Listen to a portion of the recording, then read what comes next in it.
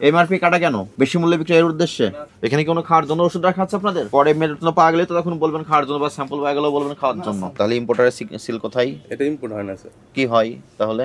Luggage আছে। লাগেজে আসে। কৌশলটা কি করছে দেখেন, পরিমাপেও ছোট করেছে, প্রাইসও বৃদ্ধি করেছে। 150 টাকা যখন করেছে তখন আপনি এটা কেটে এটা 150 টাকা শুরু করে দিয়েছেন। নতুন মূল্য 150 টাকা, পুরাতন মূল্য কত ছিল? শুধু ফার্মেসি না, ডিপার্টমেন্টাল লিস্ট সহ। এটাতে দেখেন একটু এমআরপি দেওয়া আছে, ইম্পোর্টারের ঠিকানা দেওয়া আছে, এটাতে কোনো তথ্য দেওয়া নাই। এটা কি আসলে কোন দেশ থেকে এসেছে? মালয়েশিয়া। কোনো তথ্যই দেওয়া নাই। এই ধরনের পণ্য বিক্রি করবেন না, এটা এখানে থাক। এটাতে কোনো ইম্পোর্টারের স্টিকার নাই। দেখেন আপনি এমআরপি 75 রুপিস লেখা ওডোমাস। আমরা বলি যেগুলো বাহিরের পণ্য, এটা আইনের কথা, যেগুলো বাহিরের পণ্য সেগুলো একজন বৈধ আমদানিকারকের মাধ্যমে বাংলাদেশে আসে। আসার পরে উনি একটা এমআরপি নির্ধারণ করে দেয়, সেই এমআরপিতে আপনাদেরকে বিক্রয় করতে হয়। তো যে পণ্যগুলোয় কোনো এমআরপি থাকে না, সেগুলো আপনি কীভাবে বিক্রয় করবেন? এটাতে কোনো এমআরপি নাই, বৈধ আমদানিকারকের স্টিকারও নাই, এটাও অপরাধ হিসেবে গণ্য হলো। এটা কি সাপ্লিমেন্টারি ফুড, সাপ্লিমেন্টারি বায়োটিন। এটা যারা স্পোর্টসম্যান তাদের কাছে বিক্রয় করেন, মাঝে মাঝে চাই। এক্সপায়ার ডেট 31শে মে 2025। আপনি কেন খাবেন মেয়াদোত্তীর্ণ? আপনি কি মেয়াদোত্তীর্ণ ওষুধ খান বা ফুড সাপ্লিমেন্ট খান? না, এটা ডেট গেছে গায়, আমাদের কিছু করার নেই। তো বায়োটিন খেলে স্যার এটা অনুসারে। এটা তো ইনটেক। জি স্যার। এটা তো ইনটেক, আপনি কি তাহলে কিভাবে খাওয়ার জন্য রাখলেন? ইনটেকই তো করা আছে। জি স্যার। মেয়াদ উত্তীর্ণ পাওয়া গেল তো, মে মাসে মেয়াদ শেষ হয়ে গেছে সাপ্লিমেন্টের। এখন কি খুঁজতেছেন মেয়াদ উত্তীর্ণ ওষুধ? না না, আমরা হ্যাঁ পাওয়া যাচ্ছে তো। এটা হচ্ছে এমআরপিটা কেটে দিছে সাইনোবিট। এটা করেছেন কেন ম্যানেজার সাহেব? এটা হচ্ছে জুন 25 এর শেষ। এমআরপি কাটা কেন? বেশি মূল্যে বিক্রয়ের উদ্দেশ্যে? না স্যার, এটা তাহলে কেন কেটেছেন এমআরপি? বলতে পারতেছি না, এটা বল পয়েন্ট কলম দিয়ে ঘষে কেটে দিয়েছেন, উদ্দেশ্যটা কি? ইচ্ছাকৃতভাবে শখ করে তো কাটেন নাই, ইচ্ছা করে কাটে হবে। তাহলে কেন কেটেছেন? শুধু এমআরপিটাই কেন কেটেছেন? এটা ঠিক আছে স্যার, এরামও বলতে আপনার দোকানে পাওয়া গেছে, আপনি রেখে দিয়েছেন, যদি বলতে না পারেন এটার সাথে আবার ঠিকই এমআরপি আছে ভাই। তাহলে এটা কেন কেটে দিয়েছেন? এটা হয়তো আপনার দাগ দাগ পড়লে শুধু এমআরপি টাকার উপরেই কেন পড়লো, আর কোথাও কেন পড়লো না? ঠিক আছে, কিন্তু এই সাতটা আবার ঠিকই আছে। হুম? যদি এমআরপি যদি আমরা ওভার রেটে বেচতে আপনি এটা বিক্রি করেছেন না বিগত কয়েকদিনে? এই কতগুলো ছিল এই ওষুধ আপনার এখানে? এই দুই বক্স। হ্যাঁ, দুই বক্স। দুইটাই ছিল। কোথা থেকে কিনেছেন?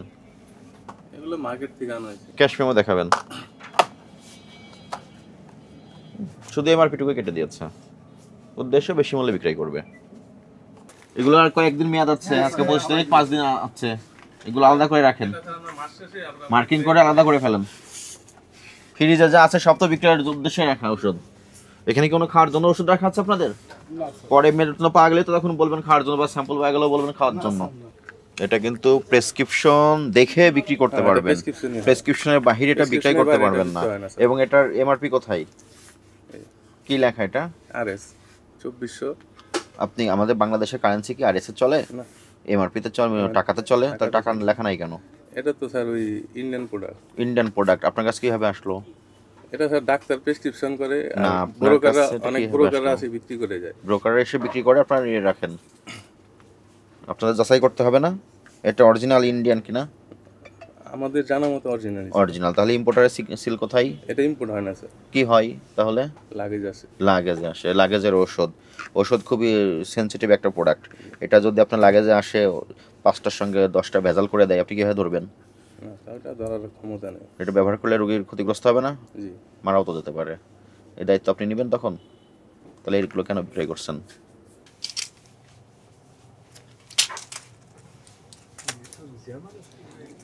এটার এই কাজ করবেন কেন? খুচরা বিক্রি করবেন না? মেয়াদ তো কেটে ফেলেছেন। এখান থেকে 3 পিস বা 4 পিস বিক্রি করলে মেয়াদটা কীভাবে দেখবেন? মিস্টেক হয়ে গেছে। কাটার নিয়ম কি? খুচরা এক্সপায়ার ডেটটা আপনার সাইডে রাখেন না? তাহলে আপনি তো এক্সপায়ার ডেট কৌশলে কেটে ফেলেছেন। জানেন তো, জানার পর কেন কাটলেন তাহলে? আমি জানি, হয়তো আরেকজনে ভুল করে কাটা। তাহলে ফার্মেসিতে যারা থাকবে তাদেরকে ট্রেনিং দিতে হবে না? বোঝাতে হবে তো। ভিতরে হলো স্যার এক্সপায়ারি রাখি। এক্সপায়ারি এখানে রাখেন, রেখে কি করেন? এই যে এগুলো আমার কোম্পানিকে দিয়ে দেন? জি জি। আচ্ছা, এই যে সব এগুলা আলাদা আলাদা করা আছে, এক্সপায়ারি লেখা আছে। এগুলো সব এক্সপায়ার হয়ে গেছে? না না, এগুলা ডাইপার। ডাইপার এক্সপায়ার হয়েছে কোনগুলো? এই যে এইগুলো আর এইগুলো। এইগুলোর এইগুলো, এটা এক্সপায়ার্ড আর এটা এগুলো ডাইপার। ওগুলো ডেট আছে? এটা এক্সপায়ার।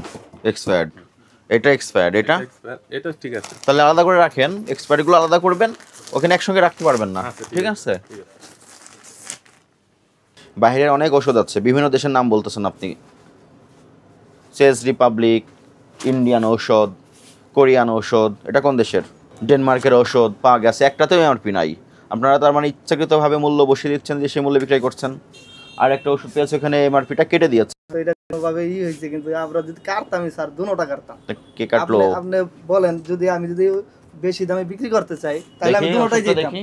আমি একটা চাইতাম না। দেখেন আর একটা ঠিক সুন্দর এমআরপিটা দেওয়া আছে, যদি আমার দুটোটা যদি আমার এটা ওভার রেটে আপনার এখানে পাওয়া গেল, আপনার না, রেকে ঠিক আছে, পাওয়া এটা গেল। আমি মানতাছি। এখানে দেখেন কিন্তু- ব্যাচ নাম্বার দেওয়া আছে, ম্যানুফ্যাকচারিং ডেট দেওয়া আছে, এক্সপায়ার্ড ডেট দেওয়া আছে, সবই দেওয়া আছে, এমআরপি শুধু MRP টা ভ্যাট জায়গায় টাকা, শুধু এটুকুই কাটামার কেটে দিয়েছেন। কেটে দিয়েছে। তাহলে এটা কি আপনাদের দোকানের বাইরের কেউ এসে কেটে দিয়ে গেছে? আপনারাই কেটেছেন? তাহলে এমআরপি কেন ঘষা মাজা করে কেটে দিলেন? বেশি মূল্যে বিক্রি করবেন বলে? স্যার ওইটা যদি বলেন তাহলে আমি দুটোটা করতাম। আপনার কথা ঠিক আছে, আমি বলতেছি না, কিন্তু আমারটা একটু দেখেন, যদি আমি ওভার রেটে বিক্রি করতে চাইতাম, আমি দুটোটা করতাম। দুইটা পণ্য দুই ব্যাচের, দুইটা পণ্য দুই ব্যাচের। দুইটা দুই ব্যাচের, এটা আগের পণ্য, এটা পরের পণ্য। এটা পরের তার মানে এটা 150 টাকা আছে, এটা এর মূল্য কম ছিল। দেখেন তো মূল্যটা উদ্ধার করা যায় কিনা।